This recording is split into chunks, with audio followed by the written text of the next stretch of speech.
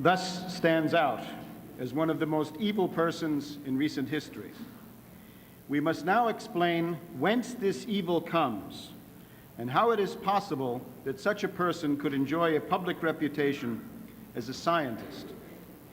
The reasons for this have to do with a cancer growing on world history, the cancer of oligarchism. Between the year 1200 AD and about 1600 AD, the world center of gravity for the forces of oligarchism was the oligarchy of Venice.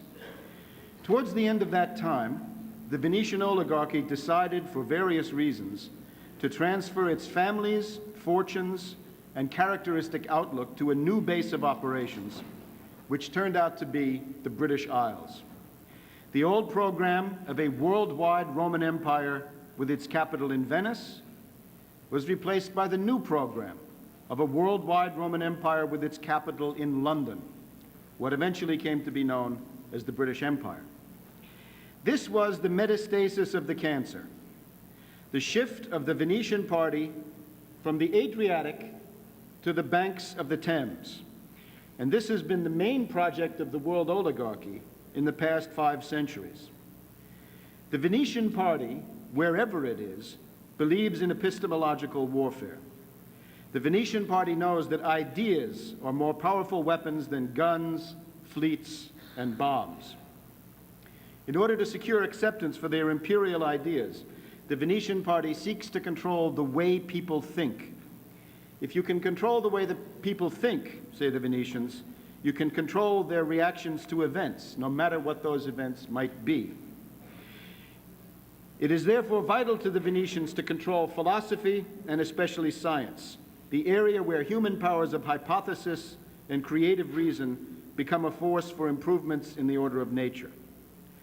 The Venetian party is implacably hostile to scientific discovery. Since the days of Aristotle, they have attempted to suffocate scientific discovery by using formalism and the fetishism of authoritative professional opinion. The Venetian party also has over the years created a series of scientific frauds and hoaxes, bogus shams, which have been elevated to the status of incontrovertible and unchallengeable authorities. These have been used to usurp the rightful honor due to real scientists, whom the Venetians have done everything possible to destroy. We can identify the Venetian faction which has been responsible for the most important of these scientific and epistemological frauds. They can be called the Dead Souls faction. We could also call them the No-Soul Brothers of Venetian intelligence. This is because their factional pedigree is based on the belief that human beings have no soul. Their factional creed is the idea that human beings have no creative mental powers and are therefore incapable of forming hypotheses and cannot make scientific discoveries. Now, we can approach these Venetian dead souls in 3 groups. There is first the group around Pietro Pomponazzi, Gasparo Contarini, and Francesco Giorgi, the first group you see who were active in the first part of the 1500s. Secondly, there is the group of Paolo Sarpi and his right-hand man, Fulgencio Micanzio, who were the case officers for Galileo Galilei. This was the group that opposed Kepler in the early 1600s. Thirdly, we have the group around Abbot Antonio Conti and Gianmaria Ortez in the early 1700s. This was the group that created the Newton myth and modern materialism, or utilitarianism. And this was the group that combated Gottfried Wilhelm Leibniz. These 3 groups of Venetian game masters are responsible for a great deal of the obscurantism and garbage that weighs like a nightmare on the brain of humanity today. They are the founders of modern atheism, modern materialism, and are considered by communists to be the predecessors of dialectical materialism. Now, the leading figure in the first group in the early 1500s was Gasparo Contarini. In other locations, we have told the story of how Contarini, for reasons of Venetian raison d'etat, set into motion the Protestant Reformation, including Martin Luther, King Henry VIII of England, Calvin of Geneva, and the Italian crypto-Protestants known as gli spirituali. At the same time, Contarini was a cardinal of the Roman Catholic Church who masterminded the early phases of the Catholic Counter-Reformation. Contarini was, in particular, the personal protector of Ignatius of Loyola and played a decisive role in establishing the Jesuit order. Contarini also convoked the Council of Trent on an Aristotelian platform. Now, it is with Contarini's teacher, Pomponazzi, that we see the explicit factional pedigree of the Dead Souls faction. Pomponazzi started from Aristotle, as the Venetian party always does. Aristotle said that there is no thought which is not mixed with sense impressions, phantasma. This meant that there is no part of our mental life which is not somehow contaminated by matter. For Pomponazzi, this proved that the soul does not exist, since it has no immaterial substance. Contarini warned Pomponazzi not to take this matter any further, but he also remarked that the only time the existence of the soul is really certain is when the person is already dead. For Contarini, as a practical matter, there is no empirical human soul that you can be aware of while you're still alive. Now, Francesco Zorzi was the envoy of this group to Henry VIII, to whom he became the resident sex advisor. Zorzi illustrates the typical profile of a Venetian intelligence operative in the early 1500s. He was a Franciscan friar, but his main occupation was black magic of the Rosicrucian variety. He was a conjurer, a necromancer, an apparitionist. If you think of Christopher Marlowe's Dr. Faustus conjuring up the devil, you have the portrait of Zorzi.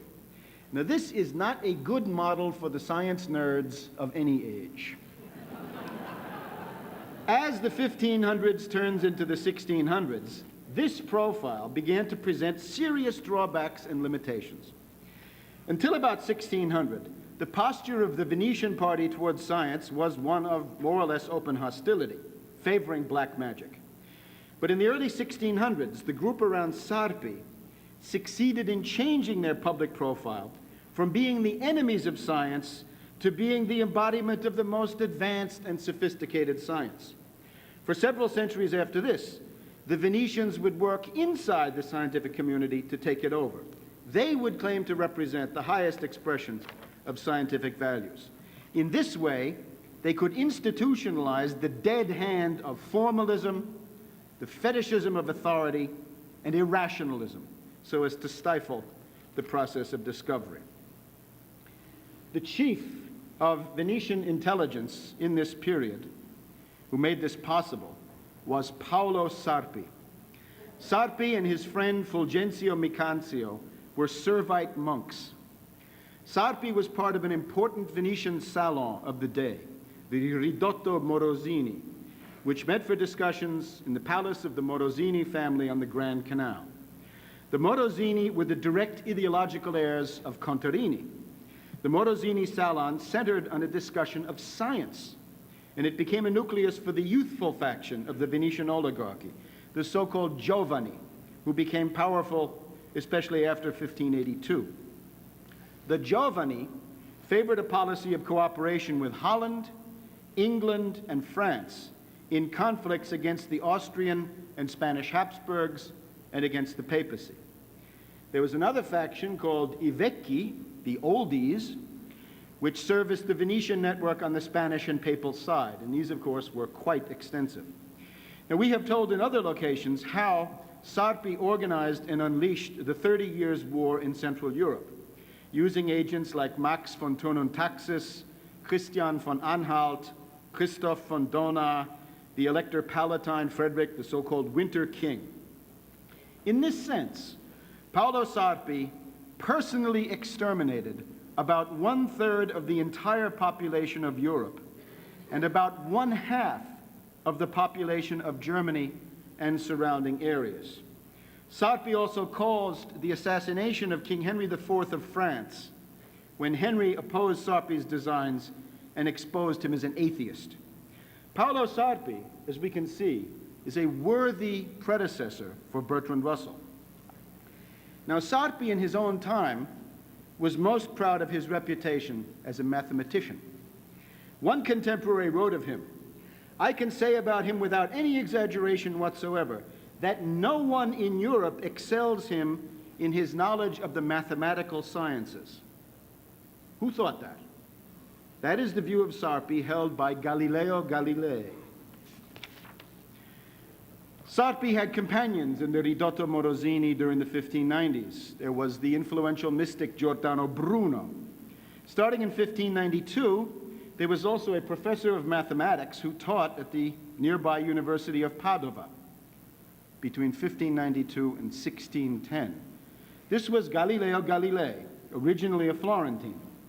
Galileo was a paid agent of Sarpi and of Sarpi's right-hand man, Micanzio. There is a correspondence on scientific subjects between Sarpi and Galileo. It centers on magnetism, because this was Sarpi's favorite science, because he thought it looked most occult. Galileo proposed some of his first ideas on falling bodies to Sarpi, who enthused that Galileo had been born to solve the question of motion.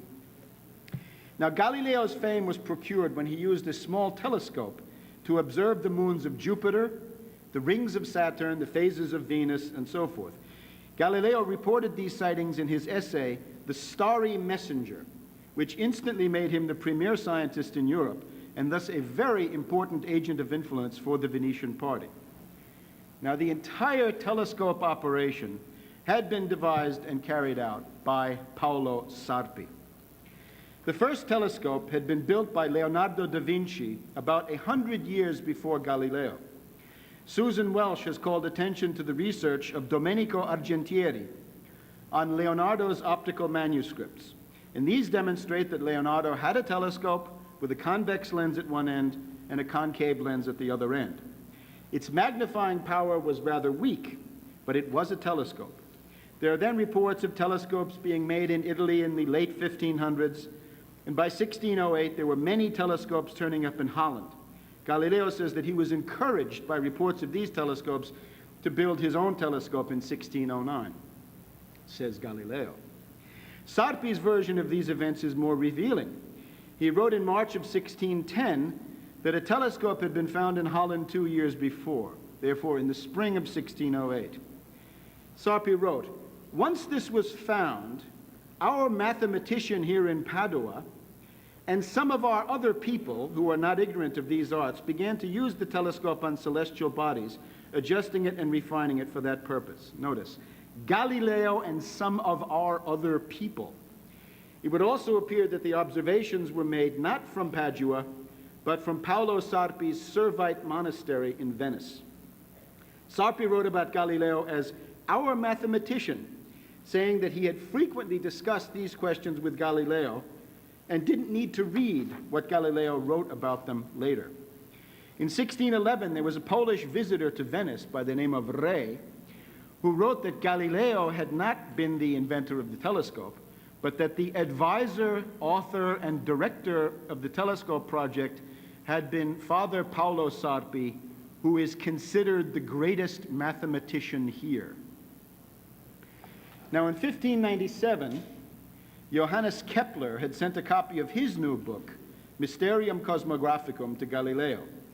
This was the work in which Kepler proposed the Platonic solids as a basis for the understanding of the harmonic ordering of the planetary orbits around the sun. Galileo thereupon sent a letter to Kepler claiming that he too was a follower of the Copernican or heliocentric view, but that he had not dared to come forward with this view because of fear, and he preferred to sit on the whole business because of the climate of opinion. Kepler had written back urging Galileo to be confident and go forward with the struggle for truth. He offered to find publishers in Germany if the Italian climate were too oppressive. Galileo did not do this, and he refused to comment in detail on Kepler's book. According to Kepler's biographer Caspar, in the following years, Galileo plagiarized Kepler by using material from Kepler in his lectures without giving Kepler any credit. Now, Kepler and Galileo were in frequent contact for over 30 years. Kepler commented with benevolent interest but with subtle polemics about Galileo's published work. Galileo never systematically commented on Kepler's laws. In 1609, Kepler published his Astronomia Nova, expounding the first and second laws of planetary motion, that the planets move in ellipses of which the sun is one focus, and that the planets sweep out equal areas in equal times between themselves and the sun as they revolve. In Galileo's dialogues on the two great world systems, published in 1633, therefore much later, Kepler is hardly mentioned, while the discussion centers on Copernicus, with his perfect circle orbits of the planets around the sun, which of course had no hope of accounting for the observed position of the planets. And at the end of this dialogue, one of Galileo's characters says that he's surprised that Kepler is so puerile as to attribute the ideas of the tides, to the attractions of the moon. Now, during the first years of the pontificate of Pope Urban VIII Barberini, Galileo was the semi-official scientist for the Pope. But in 1631, there was a political change when the Swedish Protestant army of Gustavus Adolphus fought its way through Germany, reached the Alps, and seemed ready to sweep down on Rome. Urban VIII turned abruptly from a pro-French policy to a pro-Spanish policy. The Spanish ascendancy is the backdrop for the trial of Galileo, carried out by the Dominicans with Jesuit support. Some years earlier, Sarpi had forecast these events, saying that if Galileo insisted on leaving Venice to go to Rome, the Jesuits and others were likely to turn the question of physics and astronomy into a theological question, so as to condemn Galileo as an excommunicated heretic and force him to recant all his views on this subject. Sarpi in 1616 seemed to have a pretty good idea of what was going to happen 15 years later, well after his own death. And of course, for Galileo, this trial was one of the greatest public relations successes of all time. This was Sarpi's plan. Now, Sarpi's philosophical and scientific writings were not published until after World War II. These are the Pensieri, or thoughts, and the Arte di ben pensare, the art of thinking well. Sarpi's achievement for Venetian intelligence was to abstract the method of Aristotle from the mass of opinions expressed by Aristotle on this or that particular issue. In this way, sense certainty could be kept as the basis of scientific experiments, and Aristotle's embarrassing, outdated views on certain natural phenomena could be jettisoned. This allowed the Venetians to preserve the essential Aristotle, even as they attacked the Aristotelian or peripatetic school, say, the Jesuits of the Collegio Romano in Rome, where the education was to read Aristotle and comment on it. These writings by Sarpi have not been translated, but if you want to become familiar with them, you can read Sir Francis Bacon. The Bacon-Hobbes ménage was in close touch with Sarpi and Micancio. Another way to read about Sarpi is to read Locke. The problem is that Locke takes about 1,000 pages to write what Sarpi put down in about 30. Okay. In this art of thinking well, Sarpi starts, of course, from sense perception and sense certainty. He says that the impression made on our sensory apparatus by outside objects has got to be distinguished from those outside objects. And he points especially to tastes, odors, sounds, which he thinks are a matter of our nervous system, not existing in outside reality. There's a different category of ideas of quantity, size, and time. These are thought to be objective. In the same manuscript, Sarpi lists the immortality of the soul as one on a list of wrong ideas. Sarpi repeats the argument of Pomponazzi, that since there is no knowledge without sensations, the soul dies with the body. So again, we have the trademark of the Venetian dead souls faction.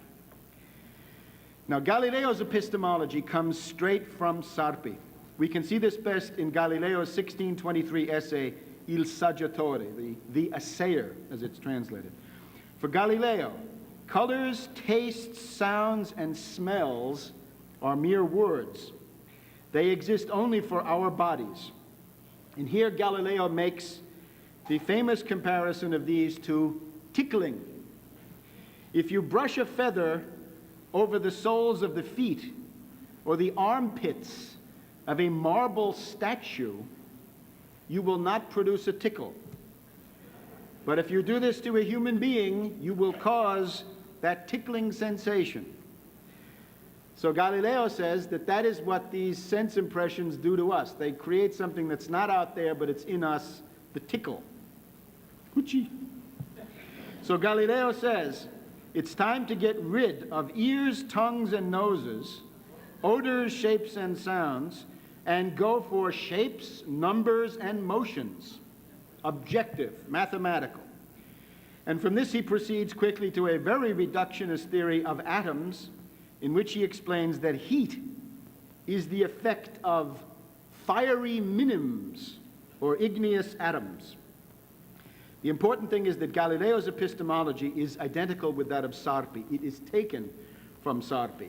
And this is what Galileo means when he says, put aside Aristotle and read the truth in the book of nature, where it's written in mathematical characters. Now, Sarpi died in 1623. At that point, Galileo's case officer became the Servite monk Fulgencio Micancio. After Galileo had been condemned by the Inquisition, Micancio reminded Galileo of the assignment that he had received from Sarpi 20 years earlier, to write a treatise on motion. And by the way, added Micancio, I have 258 pounds here for you. You can see this in the letters. Later, Micancio would procure Galileo a state pension of 60 scudi per year from the coffers of the serene, most serene Venetian Republic, who don't give away money very easily. Galileo responded to Micancio's orders with the 1638 Discourses on two new sciences, mechanics and motion. Now, how could Galileo be published? He'd been condemned by the Inquisition. He could not be published anywhere where the papal authority was strong.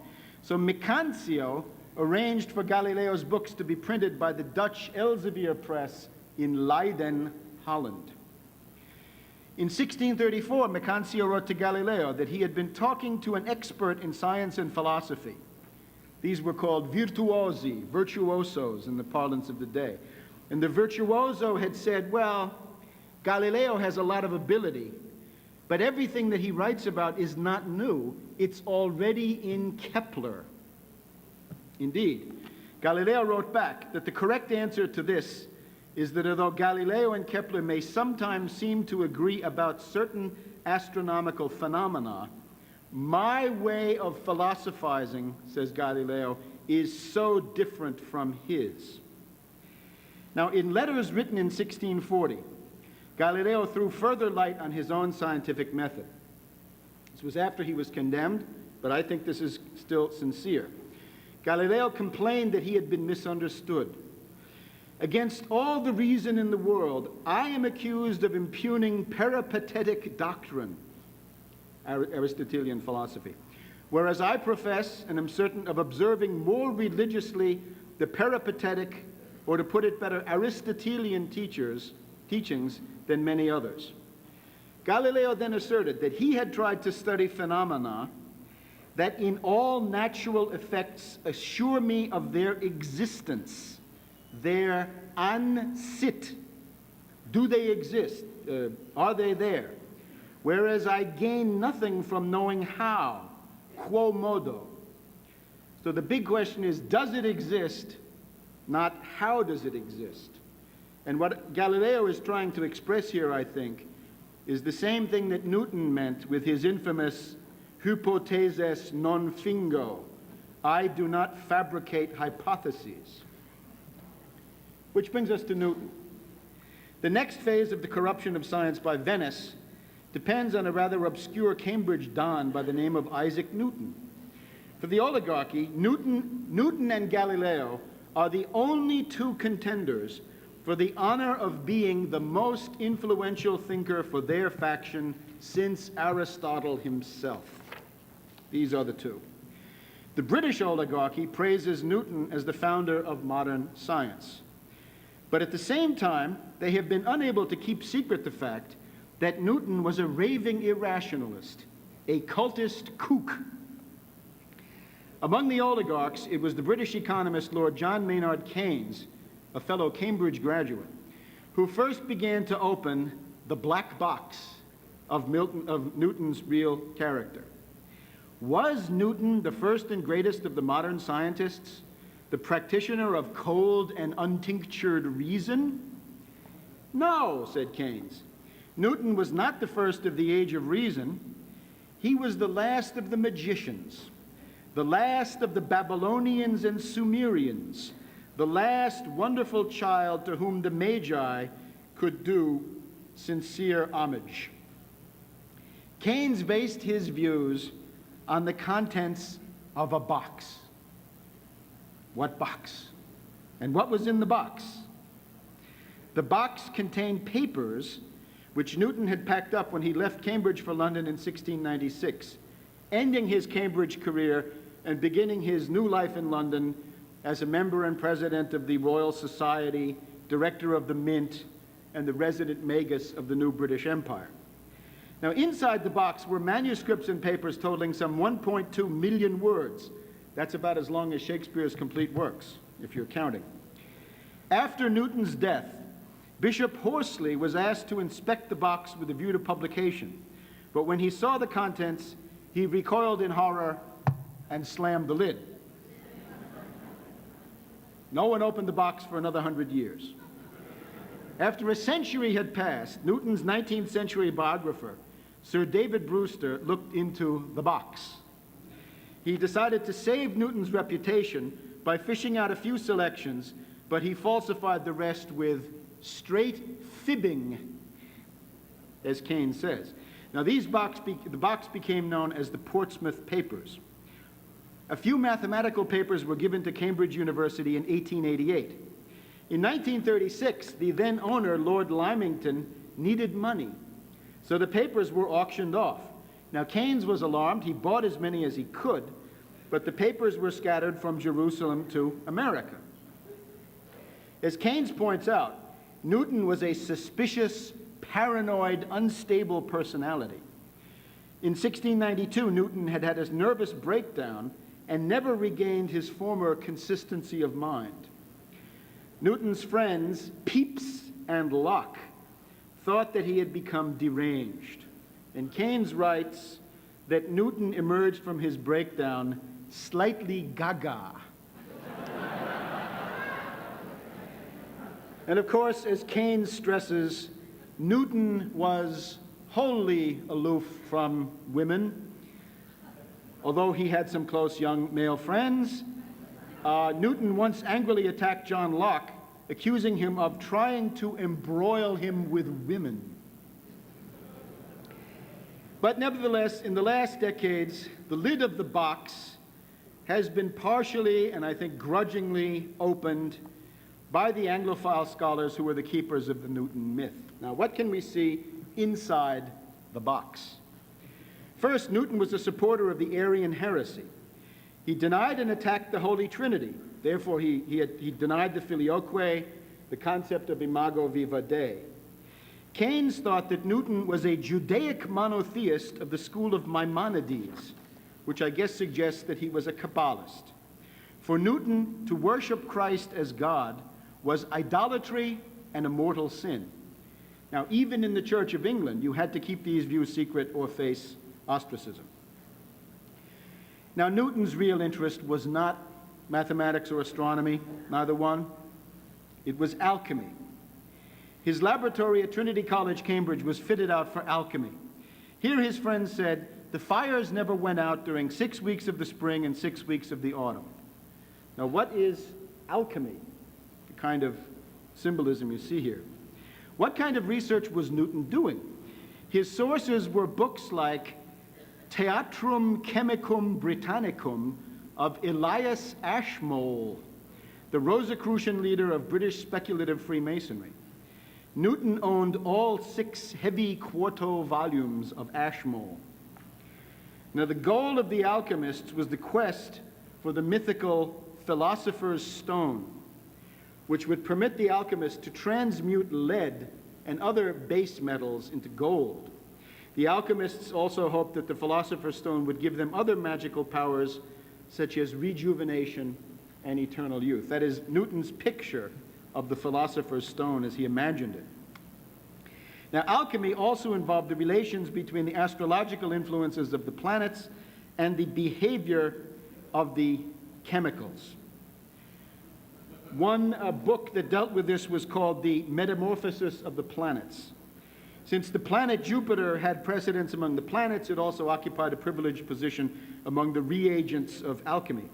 Newton expressed this idea with a picture which he personally drew of Jupiter enthroned on the obverse of the title page of this book. Now, what were Newton's findings? Let's let him speak for himself. And I quote, "Concerning magnesia of the green lion, it is called Prometheus and the chameleon, also androgyne and verdant earth, in which the sun has never cast its rays, although he is the father of the moon and its mother. Also common Mercury, dew of heaven, which makes the earth fertile, nitre of the wise, instructio de arbore solari. It is the Saturnine stone." Now that seems to have been written in the 1670s. In the 1690s, Newton added, "Now this green earth is the green ladies of B. Valentine, the beautiful green Venus, and the green venereal element, emerald, and green earth of Snyder's, with which he fed his lunary Mercury, and by virtue of which Diana was to bring forth children, and out of which, saith Ripley, the blood of the green lion is drawn in the beginning of the work." Well, during the 1680s, Newton, in the middle of this, he composed a series of aphorisms of alchemy, the 6th of which goes as follows. "The young newborn king is nourished in a bigger heat with milk drawn by distillation from the putrefied matter of the second work. With this milk he must be imbibed 7 times to putrefy him sufficiently, and then decocted to the white and red, and in passing to the red he must be imbibed with a little red oil to fortify the soldary nature and make the red stone more flexible." And so it goes for more than 1,000,000 words. Written during the period of 20 years when he was supposedly writing Principia Mathematica. We have green lions. Green lions are the big ones, but androgyne, male and female principles, Pan, Osiris, and so on. It has been truly said that Milton probed the literature of alchemy as it had never been probed before or since, all the time supposedly writing his Principia. In addition, he had time to do the plan for King Solomon's temple and a chronology of biblical events which cut history by several hundred years. They were taken out and jettisoned. Now, what about Newton's supposed discoveries? Upon closer scrutiny, it turns out that he had no discoveries. We take the example of his alleged law of universal attraction, which states that the force of attraction between 2 point masses is equal to the product of the 2 masses divided by the square of the distance between them, times a constant. This is Newton's so-called inverse square law. Now, it has long been known that this was not really a new discovery, but rather derived from some tinkering from Kepler's third law. Kepler had established that the cube of a planet's distance from the sun divided by the square of its year always equaled a constant. By supplementing this with Huygens' formula for centrifugal acceleration and making some substitutions, it is possible to obtain the inverse square relationship. This issue is settled in the appendices to the Science of Christian Economics. But the partisans of Newton still claim that Newton explained gravity. By opening the lid of the box, we find that Newton himself confesses in an unpublished note that his great achievement indeed was cribbed from Kepler. Newton wrote, I began to think of gravity extending to the orb of the moon, and having found how to estimate the force with which a globe revolving presses the surface of a sphere, from Kepler's rule in the periodic times of the planets being in sesqui-alternate proportion to their distances from the center of their orbs, I deduced that the forces which keep the planets in their orbs must be reciprocally as the squares of their distances from the centers about which they revolve. In other words, Newton arrived at the inverse square relation by substituting Kepler's third law into Huygens' recently published formula for centrifugal force. And others, Hooke, Christopher Wren, others claim to have done the same thing at the same time. Now, Newton's love of alchemy and magic surfaces as the basis of his entire outlook, including in the supposed scientific writings. In his Optics, he talks about small particles which have certain powers, virtues, or forces by which they can act at a distance. Act at a distance. How, I do not consider, but what I call attraction can be performed by some impulse or other means unknown to me. This is Newton's notion of gravity as action as a distance, which Leibniz rightly mocked as black magic. Newton also wrote about an electric spirit, or a mysterious medium which he called the ether. What the basis of these is in alchemy is not clear. And then there's the story of Newton's invention of the calculus. In reality, Newton in his entire life never described a calculus. He never had one. What he cooked up was a theory of so-called fluxions and infinite series. This was not a calculus and quickly sank into oblivion when it was published 9 years after Newton's death. By 1710, European scientists had been working with Leibniz's calculus for several decades. It was about that time that Newton and the British Royal Society decided to launch their campaign, claiming that Newton had actually invented the calculus in 1671, although for some strange reason he had never said anything about it in public print during a period of more than 30 years. This was supplemented by a second allegation, which was that Leibniz was a plagiarist who had copied his calculus from Newton after some conversations and letters exchanged during the 1670s. These slanders against Leibniz were written up by Newton and put forward in 1715 as the official verdict of the British Royal Society. And that line was also churned out by scurrilous hack writers directed by Newton.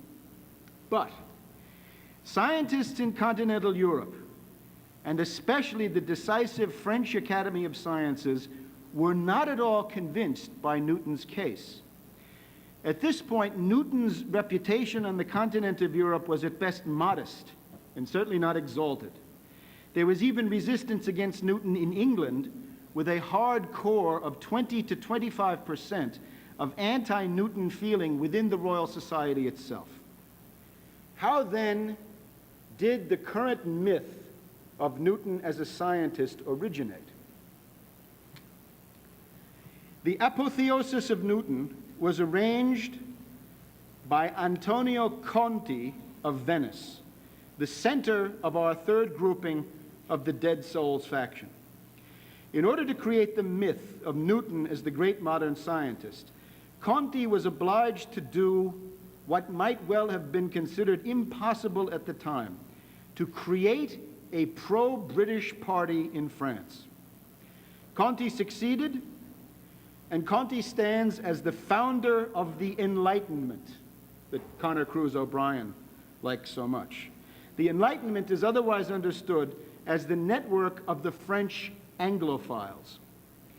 Any Frenchman who was degraded enough to become an Anglophile would also be degraded enough to become a Newtonian, and vice versa. The British had no network in Paris that could make this happen, but the Venetians did, thanks most recently to the work of such figures as Montaigne and Pierre Bayle. What the British never could have done, the Venetians accomplished for the greater glory of the Anglo-Venetian party. Now, Antonio Conti was born in Padova in 1677. He was a patrician. He was a member of the Venetian nobility. He was also a defrocked priest who had joined the Oratorian order, but then left it to pursue literary and scientific interests, including Galileo and Descartes. Now, Conti was an abbé. He had minor religious orders, but of course, that didn't mean a whole lot because Casanova was also an abbé. In 1713, Conti arrived in Paris. This was at the time of the Peace of Utrecht, the end of the very long and bitter War of the Spanish Succession, in which the British, the Dutch, and their allies had invaded and defeated and weakened the France of Colbert and Louis XIV. Louis XIV was about to die, and after which the throne would go to a regent of the House of Orléans. Now in Paris, Conti built up a network centering on the philosopher Malebranche. He also worked with a man called Fontenelle, who was the permanent secretary of the French Academy of Sciences. That was still the premier research center in Europe. Now Conti saw immediately that Fontenelle was a follower of Giordano Bruno, of Ridotto Morosini. So they worked together. Conti became a celebrity in Paris, but he soon announced that he was growing tired of Descartes, the then dominant figure on the French intellectual scene. Conti began telling the Paris Salon that he was turning more and more to Newton and to Leibniz. He began to call attention to the fact that there was this polemic between Newton and Leibniz. What a shame that these two eminent scientists were fighting each other. Perhaps the two outlooks could be reconciled. This would require a tactful mediator, an experienced man of the world. Since the English and the German scientists were at war, who better than an Italian, a Venetian, to come forward as the mediator? Perhaps such a subtle Venetian could also find a way to settle this nasty dispute about the calculus and propose a compromise platform for physics. Now, a solar eclipse was in the offing, and Conti organized a group of French astronomers to go to London and observe it. Probably the London fog would help to see the eclipse. With Conti's help, these Frenchmen would be made into members of the Royal Society, and when they got back to France, they would become the first French Anglophiles of the 18th century French Enlightenment.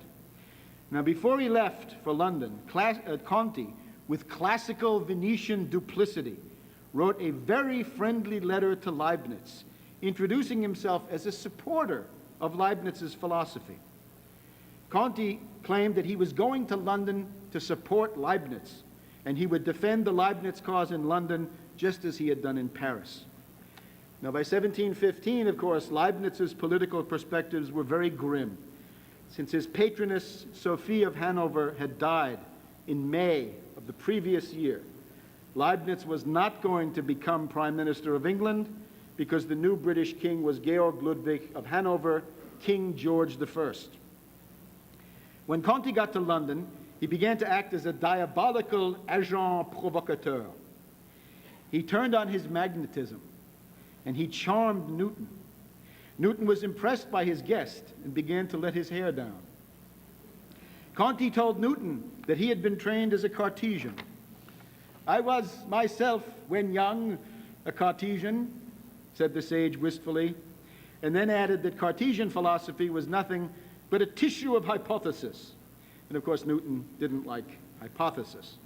Newton confessed that when he read his first science book, it was an astronomy book, but he couldn't understand it. He read a trigonometry book, couldn't understand that, picked up Descartes, and understood it very well.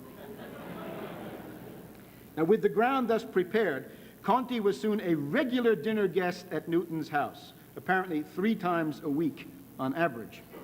Conti also had extensive contacts with Edmund Halley and with Newton's local parish priest, an anti-Trinitarian called Samuel Clarke, and with other self-styled scientists. Conti also became friendly with Princess Caroline, the Princess of Wales, who had been an ally of Leibniz. Conti became very popular at the British court, and by November 1715, he was inducted by Newton as a member of the Royal Society. Now, Conti saw that Newton, as a kook, represented the ideal cult figure for a new obscurantist concoction of deductive, inductive, pseudo-mathematical formalism masquerading as science. Thanks to the Venetians, Italy had Galileo, France had Descartes. Now, Conti might have considered concocting a pseudo-scientific ideology for the British based openly on Descartes, but that clearly would not do, since Venice desired to use England above all as a tool to tear down France with endless wars. Venice needed an English Galileo, and Conti provided the intrigue and the public relations necessary to produce one, in a way not so different from Paolo Sarpi 1 century before. Conti received a letter from Leibniz repeating that Newton had never mastered the calculus and attacking Newton for his occult notion of gravitation, his insistence on atoms and the void, and his inductive method. Whenever Conti got a letter from Leibniz, he would show it to Newton to stoke the fires of Newton's obsessive rage to destroy Leibniz. During this same time, Newton's friend Samuel Clarke began an exchange of letters with Leibniz about these and related issues. Now, Voltaire later said about Clarke that he would have been an ideal Archbishop of Canterbury if only he had been a Christian.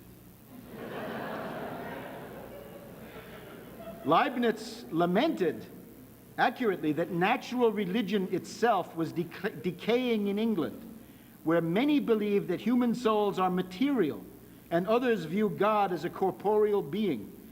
Newton had said that space is an organ which God uses to perceive things. Newton and his followers also had a very odd opinion concerning the work of God. According to their doctrine, God has to wind his watch from time to time, because otherwise the universe would cease to move, and he had not had sufficient foresight to make a perpetual motion universe. All of this gave rise to the Leibniz-Clarke correspondence, and the prime mover behind this was Conti. Now, by now, Conti, as a Venetian chameleon, was a total partisan of Newton's line of atoms and the void, in other words, Newtonian absolute space. If there were no void, wrote Conti, all bodies would be equally heavy, and the comets could not pass through heavenly spaces. Monsieur Leibniz has written his speech to Princess Caroline, but he presents the world not as it is, but as it could be. Now, Newton tried to get the ambassadors of the London Diplomatic Corps to review his old manuscripts and letters. He hoped that they would endorse his findings and the Royal Society's findings that Leibniz had plagiarized his calculus. Leibniz had pointed out that the Royal Society had stacked the evidence. Conti used this matter to turn King George I more and more against Leibniz. Conti organized the Baron von Kielmansegge, the Hanoverian minister and husband of King George I's mistress, to issue the opinion that this review of documents would not be enough. The only way to decide the Leibniz-Newton controversy was through a direct exchange of letters between Leibniz and Newton. King George agreed with this. Conti encouraged Newton to make a full reply to Leibniz so that both of the letters could be shown to the king. And when the king heard Newton's version, he indicated that Newton's facts would be very difficult for Leibniz to answer. Conti tried to convince Newton that he should accept the 1715 verdict of the Royal Society, which had given complete credit for the calculus to Newton. In return, Conti generously conceded that Leibniz's calculus was easier to use and more widely accepted. By now, Leibniz was well aware that he was dealing with an enemy operative, but Leibniz died on the 4th of November, 1716, just a few days before Conti arrived in Hanover to meet him. Newton apparently received word of the death of his great antagonist through a letter from Conti. Now, thanks to Conti's intervention as agent provocateur, Newton had received immense publicity. He had become a kind of succès de scandale. The direct exchange mandated by George I had suggested to some that Leibniz and Newton were on the same plane. There was an equivalence. But now Conti's most important work was just beginning. Leibniz was still held in very high regard in all of continental Europe. And of course, here the influence of France was immense.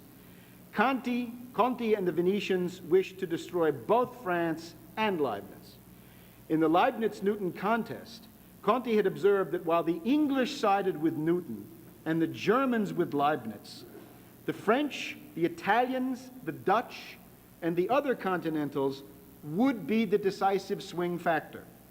And they still had great sympathy for Leibniz. And of course, the attitude which prevailed in France, the greatest European power, and culturally the most important in the 18th century, would be decisive. Conti now sought to deliver France plus Italy into the Newtonian camp. Now, Conti had been in London between 1715 and 1718. His mission to France lasted from 1718 through 1726. The result will be called the French Enlightenment, l'âge des Lumières. The first component activated by Conti for the new Newtonian party in France were his old friends, the school and followers of Malebranche, who had just died the year before. The Malebranchists were the first to accept Newton's optics, and they claimed to have duplicated Newton's experiments, something that no Frenchman had done up to that time. So Conti mobilized the Malebranche network. He also used his friendship with Fontenelle, the secretary of the French Academy of Sciences, to assure a kind of benevolent neutrality, at least, regarding Newton. Conti had other friends, including Réaumur, Fréret, Desmoulins. You can see some of these names on the map of the Paris metro today. They were influential scientists. During the late teens and 20s in Paris, an important salon met at the Hôtel de Rohan, the residence of one of the greatest families of the French nobility. This family was aligned with Venice. The librarian at the Hôtel de Rohan was a certain Abbé Oliva, an Italian, and he presided over a Venetian-style salon, a conversazione, which was attended by Conti, his Parisian friends, and Italians. This was a circle of freethinkers, libertines, atheists, Satanists. In retrospect, the best known of the participants in this group was Charles-Louis de Secondat, Baron de la Brede et de Montesquieu, known as Montesquieu. Before Voltaire, before Rousseau, before the Encyclopedia, the first important figure of the French Enlightenment and the leading theoretician on political institutions was Montesquieu. Conti met Montesquieu at the Hôtel de Rohan and at another salon called Le Club de l'Entresol, very important. Later, when Conti had returned to Venice, Montesquieu came there to visit him and stayed in his house for a month. Montesquieu was an agent of Conti. Montesquieu's major work is The Spirit of the Laws, published in 1748. Now, this is a work of decidedly Venetian flavor. It talks about monarchies, republics, despotisms as the three forms of government. It talks about other political themes. Montesquieu took most of his ideas directly from Conti. Conti had written a profile on France called Historical and Political Discourse on the State of France between 1700 and 1730. In this treatise, Montesquieu points out that France has an independent judiciary, the so-called parliaments, which became the main focus for Anglo-Venetian destabilization going into the French Revolution. Montesquieu was the first important French writer to raise the theme of Anglophilia.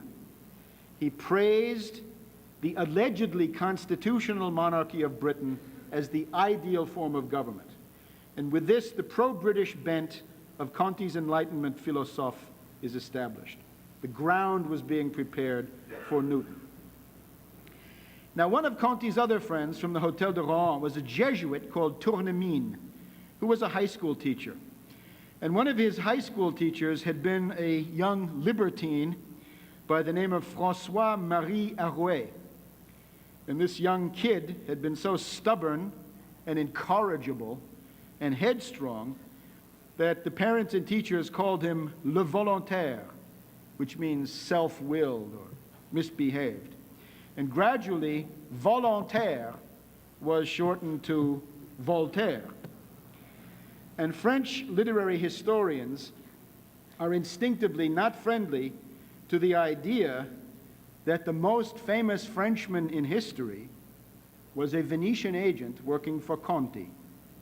But the proof is convincing. Voltaire knew Conti personally. He knew Conti's works. Conti is referred to a number of times in Voltaire's letters. In one letter, Voltaire admiringly writes an anecdote about Conti and Newton. And in this, Conti says to Newton, "You're about to get angry with me, but I don't care." Voltaire admired this very much. "I agree with Conti," says Voltaire, "that all geometry can ever give us are about 40 useful theorems. And beyond that, it's nothing more than a fascinating subject. Just don't let metaphysics creep in." Conti also shares Voltaire shares Conti's view of the so-called Spanish conspiracy against Venice in 1618, allegedly masterminded by the Spanish ambassador to Venice, Count Bedmar. The Soviet Academy of Sciences preserved Voltaire's library in the Hermitage of St. Petersburg, and we find that Voltaire possessed Conti's collected works and one of his tragedies. Now, the book which made Voltaire famous was his philosophical letters. These are sometimes called the English letters because they're devoted to the exaltation of everything British. Voltaire had observed this during his 3 years in London. Now, in the essay on Shakespeare, Voltaire writes that Shakespeare is considered the Corneille of England, Corneille being a French playwright. Now, that is a direct quote from Conti, taken from the headnote to Conti's tragedy Giulio Cesare, which had been published in Paris in 1726. Voltaire's view of Shakespeare was that he was sometimes inspired but barbarous and crazy for not respecting French theatrical conventions.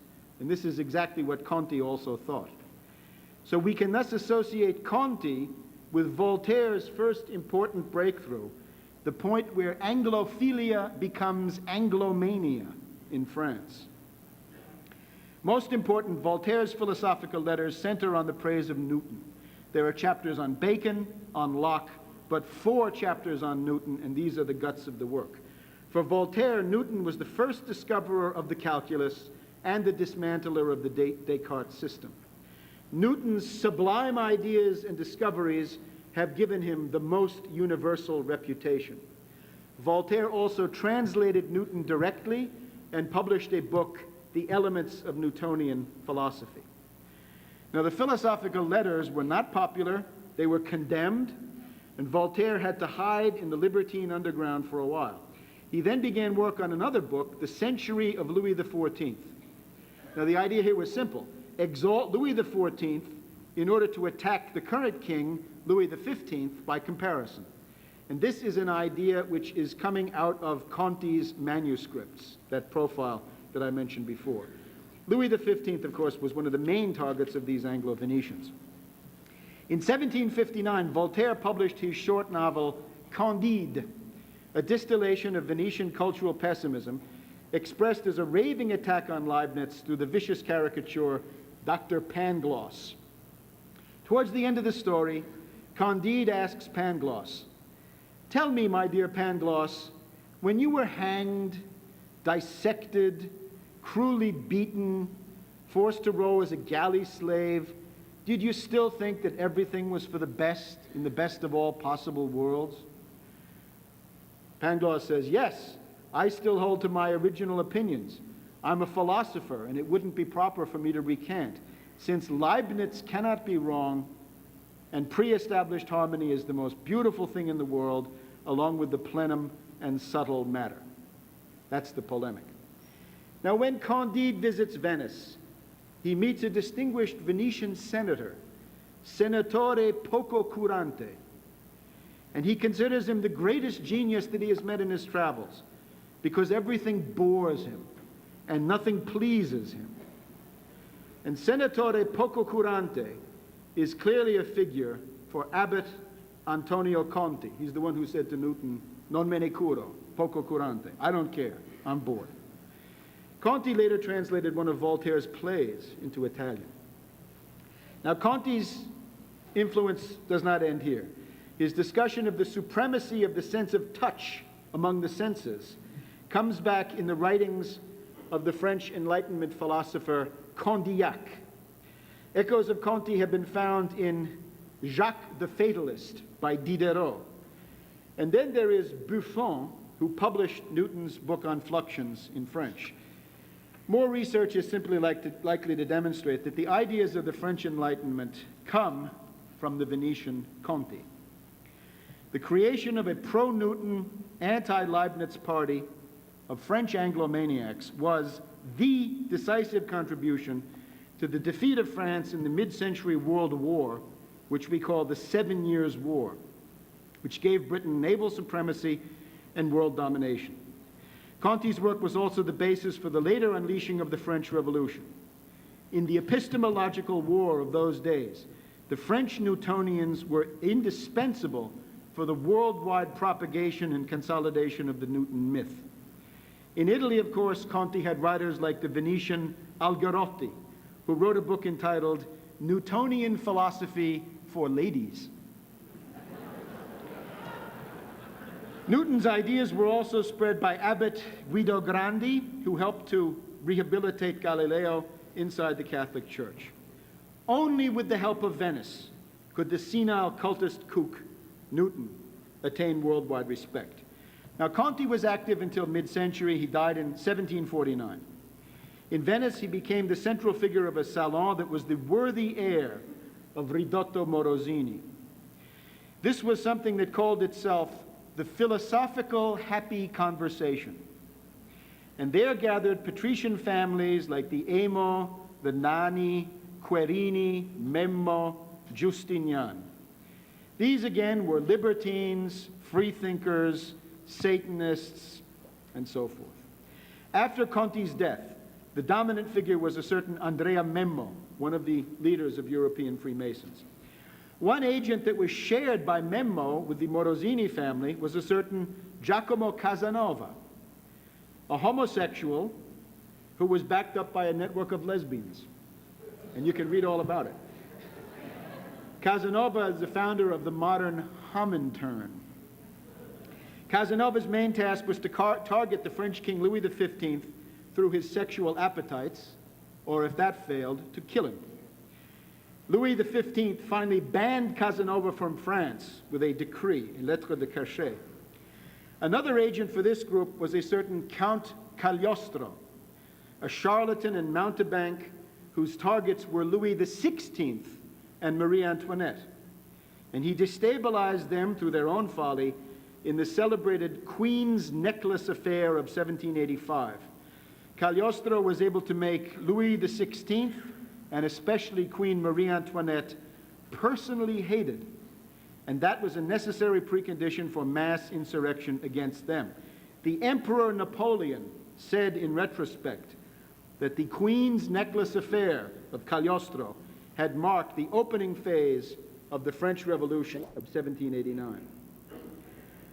Now, the last member of this Conti-Memmo Conversazione was Gianmaria Ortes, who had been taught Newton by Conti personally, as well as by Grandi. Ortes was another defrocked cleric operating as an abbé. Ortes is the author of a manual of Newtonian physics for young aristocrats, including a chapter on electricity, which manages to avoid Benjamin Franklin in the same way that Galileo avoided Kepler. Ortes worked on the fundamental Conti program of applying the Newtonian method to the social sciences. This meant that everything had to be expressed in numbers. If you read Ortes, you realize that he was like the constipated mathematician who worked his problem out with a pencil. He produced a calculus on the value of opinions, a calculus on the pleasures and pains of human life, a calculus on the truth of history. And from here we get the Bentham hedonistic calculus. Ortes thought that there could be and never had been any improvement in the standard of living of the human species. Never happened and never would happen. And using these methods, Ortes posited an absolute upper limit for the human population of the Earth, which he set at 3 billion. This is the first carrying capacity. Ortes therefore provided all of the idea content that is found in of how Parmenides is ideas themselves the object of philosophical attention. In his treatise on ideas, Conti writes that the fundamental error of Plato is to attribute real existence to human ideas. This is impermissible. Our ideas are nothing more than combinations of sense perceptions, according to Conti. In 1735, Conti was denounced by the Venetian Inquisition because of his reported religious ideas. Conti was accused of denying the existence of God. True to his factional pedigree, Conti also denied the immortality of the human soul. Conti reportedly said of the soul, "Since it is united with a material body and mixed up with matter, the soul perishes with the body." The dead soul's faction. Conti got off with the help of some of his patrician aristocrat friends. He commented that God is something we cannot know about, and he jokingly confessed his ignorance. He even compared himself to Cardinal Nicholas Cusanus. Conti described his own atheism as simply a version of the docta ignorantia. Senatore poco curante still lives in every classroom where Newton is taught. And surely it is time for an epistemological revolution to roll back the Venetian frauds of Galileo, of Newton, and of Bertrand Russell. Thank you.